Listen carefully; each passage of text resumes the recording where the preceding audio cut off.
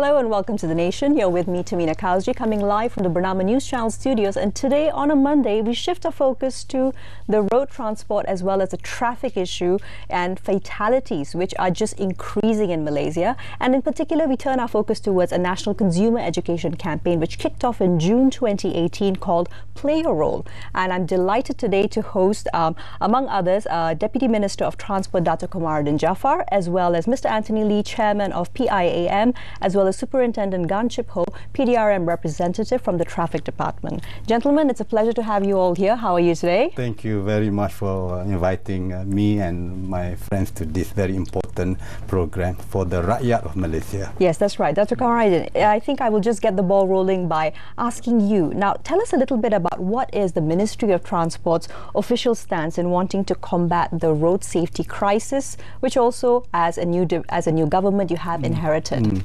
The new government, which is just about 4 months old now, has always, right from the beginning, considered the safety of the people of Malaysia, especially motor drivers, motorists and all, to be a very important function that our ministry should play. So I believe right from day one, our minister, and I am assisting him in this, has put focus to ensure that the consciousness of Malaysians in general, Malaysian drivers in particular, on road safety is being considered as the #1 priority among others in our ministry. So our focus is serious, is consistent right to today. Right. Okay. So moving into the statistics, and I think I can direct this towards Antony as well as Superintendent Gan. Tell us a little bit about where Malaysia stands as far as road traffic fatalities are, from enforcement perspective as well as from an insurance perspective. Would you like so I guess what I'd say is, unfortunately, we are in ASEAN, I know for sure, second worst country in terms of these statistics. Right. And considering that, we've been driving for longer, we've got better roads, and Singapore has a statistic that's 10 times better than ours, we've got a long way to go. So, and it is costing the Rakyat a lot, costs the insurance companies a lot, and in the end, consumers pay more for the insurance because of all this bad behavior. So all this bad behavior on the road, just to read out the roll call. The roll call is 533,875 accidents from 2017, as well as 6,740 deaths. Now, this is a staggering figure and really nothing to be very proud of. Superintendent Gan, in your experience on the ground, what is the cause behind the majority of these accidents? We have sort out all. There is six cases where we think that contribute to this accident. There is double line, overtaking queue, using emergency lane, traffic, and this speeding, and also using of handphone. Distracted driving. That is the worst. No, from what we see now, that even if you get a ticket, the ticket for using a handphone is the highest, because it contributes a lot to our overall accident. Right. And also we have a lot of statistics backing that up. Apparently, any more than even 2 seconds and you put yourself at a much bigger risk. Now, this is for the floor, really. Why do you gentlemen feel that some Malaysian motorists are just so filled with rage or so unwilling to follow the rules when it comes to being on the road? That's the strange thing I've always observed. If you look at Malaysian drivers, the way they drive, it is as if they are the most punctual people who keep to their appointments, as if they were rushing to appointments. Whereas we know that Malaysians are not also the top people in terms of keeping up the appointments. But it's, as the President said, it's back to the discipline and the culture that we Malaysians still practice, which I think we should take a very hard and serious look at it, how to change the culture of the people. You see motorcyclists, not just motorists using handphone, motorcyclists also, while motorcyclists, even playing with whatever messages while on the move, on a motorcycle, a two-wheeler, a two-hand. You're absolutely right in that observation, and I think it shows in the statistics whereby motorcyclists are more than 60% of the fatalities. PIAM-wise, Mr. Antony, do you insure a lot of motorcyclists, or is it more towards motorists? So obviously we cover all, but we know statistically that there are a lot of motorcyclists out there that don't have insurance at all. So the issue is going to be, it goes back unfortunately to enforcement, right? So if they've been able to get away with it, then they just feel like, oh, I don't need to pay. So there needs to be some penalty that is enough that it makes them take it seriously. I mean, back to the driving, right? I always use this analogy. If you're driving here, the light is turning green to amber, I think the Malaysian tendency is put the foot and let's That's try right, step on the gas. Exactly, and then just before it turns green, how fast can we Schumacher take off or whatever? But if the same person's driving in Singapore, Australia and UK, they're not going to behave like that. So it's the same person, right? So your mindset, we have to change the perception, and we're supposed to be a developed nation in 2020. We can show, maybe economically we've got some issues now what we're addressing, but I think from a behavior perspective, we can show. We've got to show to the next generation, right, that we have matured. The culture of green go, red stop, amber go faster. But when it comes down to it, Superintendent Gan, perhaps a couple of profiling symbols or signs that show what a good driver and a bad driver is for you. If you were on the road, what would give you a huge warning sign? This is a bad driver in front of me or next to me. We don't have such kind of record, but we have profile users as whoever got more summonses or more accident cases to be a bad driver. Or last time we have this op selamat, So we used to tend to give drivers something like sort of certificate of good driving during that event, to profile as after 3 years they don't have any summonses, and then they have not involved in any accident cases, and then they are not prone to these drug cases. That is a good driver for us. So there is this kind of barrier. So it's also speaking of incentivizing. Now, on this note, Dr. Kamarudin, Minister of Transport Antony Lok's recent statement speaking about wanting to incentivize good motorists, how would that work? I believe this concept is in line with PIAM's proposal as well. In other words, good drivers should be properly rewarded. Among others, that their premiums should be comparatively lower. Bad drivers, whom the good drivers are actually subsidizing, should pay some form of penalty. And the basic one is a higher premium for them, we like it or not. They must learn that if they drive badly, they have to pay part of the cost, if not all. No, if you, so if you take the US, for example, if you've had a reckless driving, just one instance of that, in your record.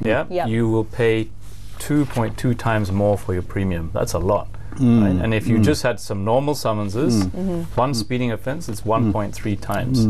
So, at the moment in Malaysia, nothing like that, right? I think maybe you might pay 10% more. But it's quite literally a free-for-all. So from the, all the information and the data that PIAM has also collected over the years, what is one of the bigger reasons that you all feel behind the increasing trend in traffic accidents? It's not decreasing, it's getting worse over time, when arguably awareness is at an all-time high. So what's happening really? More bad drivers? There's a couple of things. I mean, the hand phone thing is definitely big. We call it distracted driving. It's a global phenomenon, right? That's right, not just in Malaysia. Exactly. I think the second part is that there are obviously much more cars on the road. There are not many more roads. So recently this weekend I came back up and down North-South Highway to Singapore and back.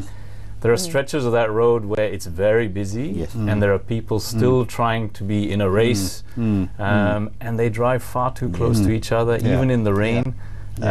This is all asking for trouble, right? So, Superintendent Khan, what are some of the measures which are being currently implemented to try and help reduce these road accidents as well as deaths from an enforcement perspective? We have a lot of joints op. So we have a certain operation on alcohol. We got one operation by itself. Then we have operation on commercial vehicle, one by itself. So there's a lot of ops we have done, and then we have combined operation with other department, other enforcement agency like PLUS, like JPJ, AADK, to eradicate all this. So we normally go for buses and motorists and motorcycle, because they are the one. Like the bus, once they overturn it, a lot That's right. There will be definite fatalities. Yes, but like the motorbike, only one of them only. So this operation is all done regularly. Okay, and in the future we are going to back up some more on this operation.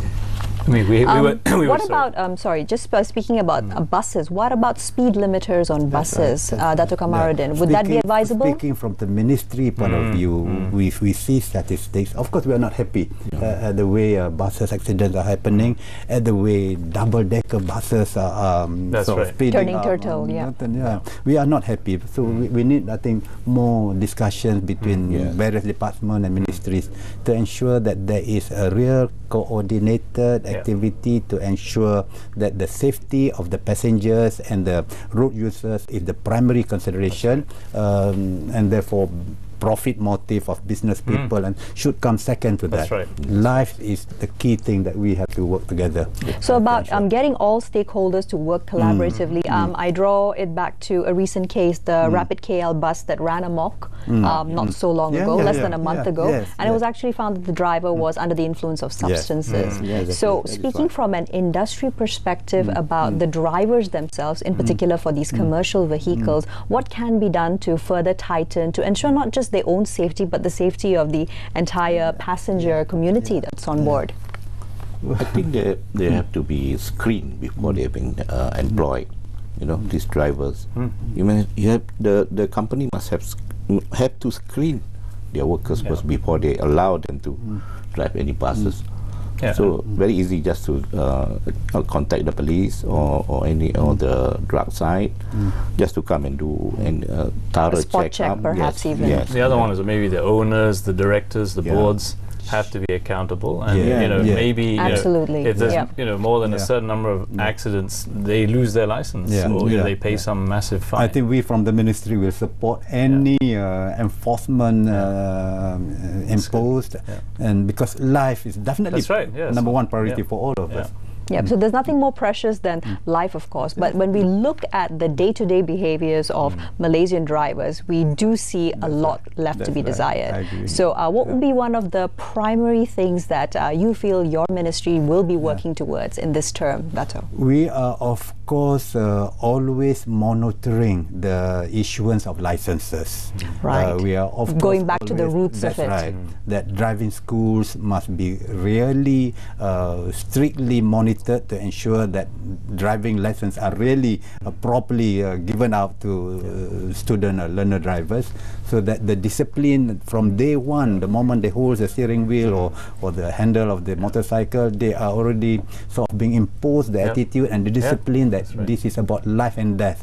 It's not just your personal enjoyment of having freedom to be on the roads and all those. So I believe, and I will personally, I think, look into trying to influence those responsible in the ministry to keep a close watch on all these driving schools to ensure that proper driving licenses are issued after proper learning and training at these driving schools. Well, we definitely endorse that. Thank you so much for that, Dato. Now, on that note, time for a quick commercial break. We'll be back right after. Do stay tuned.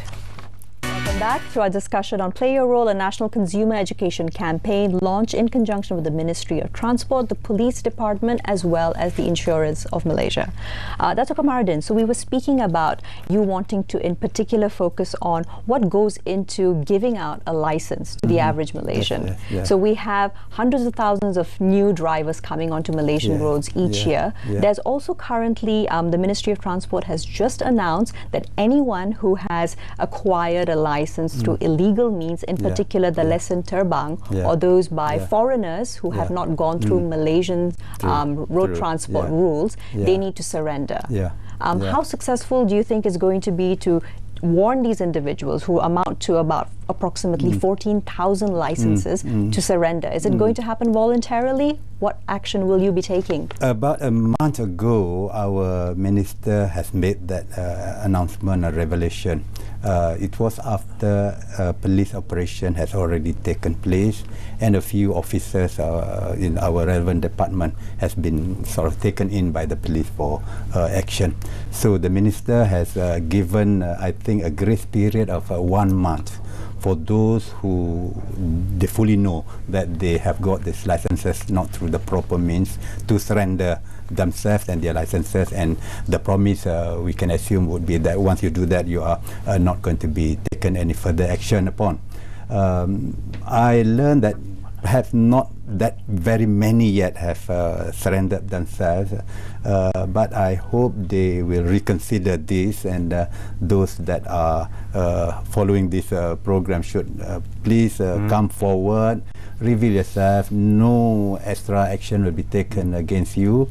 We just want to do this for the sake of our country, as we just mentioned before the break, to ensure that the rakyat of Malaysia have the sense of security, that when they are on the roads, there are no rogue drivers on the road getting their licenses just by paying money to rogue people, to crooks from our department or from elsewhere. So far we have not yet completed the 1 month grace period that our ministry has given, but I hope after this we will be forced to take action. We'll take action. That's right. Well, I'm very glad to hear that the ministry is so definitive about the path moving forward. Now, moving into the cost of in economic terms. So what is a life worth in the insurance sense of things, Antony? We've had figures ranging from 2 to 3 million per death if you take the whole thing from medical, the issue of the family, if they're the breadwinner and they don't have insurance that covers anything. So it is huge, right? And then we're talking about a country where we need all our people. And the sad thing is, if you look at the statistics, they're mainly young male, right? So that's a pretty important component. And unfortunately also, it's the rural areas, right? It's northern states and east coast states has much higher death rates if we break it down by state. So, and we know that's happening on federal and state roads more than others. So, maybe we need the states, maybe there's a name and shame thing, state by state, publish the data every month, and maybe there's some more action, right? That's an idea, because as you said, so northern eastern coast states, the statistics are thrice as high as urban centers, which I would think to urban audiences would be a bit of a surprise. Superintendent Gan, what would your recommendations be upon learning of this? That actually it is not in the urban areas that we see a lot of these accidents happening, in particular the ones involving motorcycles. Yeah, I quite agree with JPJ, our Dato here. I think we need to go all out for this, Dato. I think because they will contribute so much towards an accident, because their license they got their license, it's not on the proper route. You see, so they are the one who could involve in the accident so much. So we will work closely with JPJ, and we will render them if immediately anything that they need to for us to join, even to do any ops on that lesson terbang or anything, because if we caught anybody with that license, we wouldn't know. Only the JPJ they are in this license, so we have to do joint ops. Now, speaking about ops as well, you did mention that ops are an ongoing part of the police department's manifesto, but we generally see them being highlighted, especially during festive seasons. So, of course, you go into overdrive because festive seasons, you anticipate the highways will be a lot more crowded. Does the police department have the capacity and also the budget to be carrying out these ops on a more regular basis, Superintendent? Yes, we have the budget, and also we have the manpower to do all this. Only thing that we don't make it public on certain ops. Let's say like this illegal racing. Yes, we'll bring in all the papers, all the media to go with us. But on smaller scale, like a drunk driver, this commercial vehicle, I don't think there is a lot going on, but we don't make it public. We just go on the surface of it. Okay. But it's always ongoing. It is ongoing. All right. Always So ongoing. I think at this juncture, it's important for us to address the elephant in the room, which is, of course, corruption, be it in the insurance perspective, enforcement, or even from the governmental perspective. Could each of you gentlemen perhaps share with me what enforcement measures that you will personally be looking into implementing in your industry? The very least I can say is that this new government of ours, our Prime Minister has made it very clear that we will tolerate no level of corruption at all, from the very top to the very bottom. Target is zero corruption, and I do hope, of course, I have to admit that it is the talk may be quite prevalent that our departments have enough corrupt people to make it easy to do things that should not be done, that are illegal. But I'm very, very sure our Prime Minister, our ministers, and me supporting them will go all out to ensure that we don't leave any room for corruption. And if there is any such case, immediate action should be taken against them, whoever they are, whatever level in their bureaucratic system they are, however high their profiles or their ranks are in the system. We have zero toleration for corruption. This is a life and death matter. It affects the lives of so many thousands of the people. We can't tolerate this. That's right. And notably, Ministry of Transport has been among the forerunners amongst all the ministries to start rooting it out. From a police enforcement perspective wise, same. We are cleaning all. Whoever involved in this illegal or corruption, we will eradicate them immediately. So in fact, our boss in now also there is some kind of cleaning doing to eradicate all what this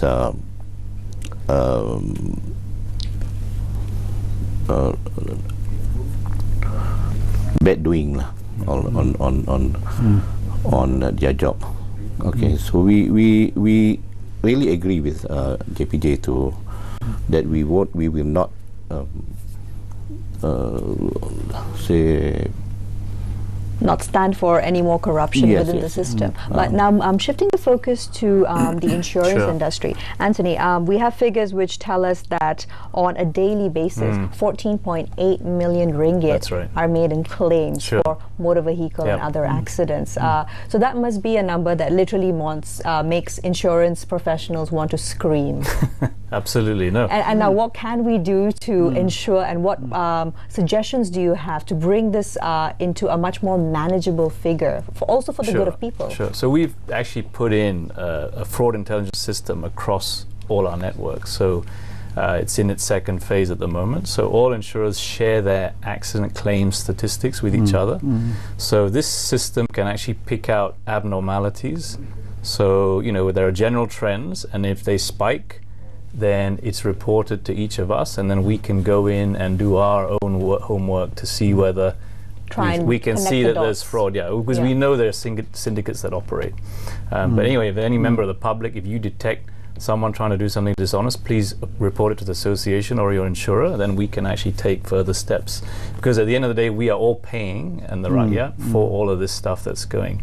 So the good news is we're confident, obviously it'll take a few years of data, but by getting this all together, it will be much more robust and more difficult. That's right. So before we end this session, Dato Kamarudin, would you have any final parting words for the Play Your Role campaign for the Malaysian public? Our concern is that the death caused by all these road accidents, the numbers have not gone down.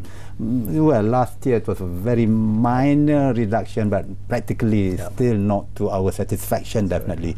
And as you mentioned, I think the level death, traffic death is among the highest in the region. We can't go on like this. For the sake of the rakyat, for the sake of the people of Malaysia, it is our joint responsibility. Of course, the ministry may be having the most important role to play, but we have to do this together with all the departments, all the conscious people of the country. That's right. To ensure that accidents are greatly reduced, deaths from accidents are greatly reduced. Yeah, absolutely. You cannot clap with one hand. Yeah. So thank you so much for your time today, gentlemen. It's been brilliant, and we really hope that those out there listening to the show as well have understood a little bit more about just how bad the road traffic rates are in Malaysia. Stay safe on the roads out there. I'm Tehmina Kaoosji signing off on The Nation. We'll see you again next time.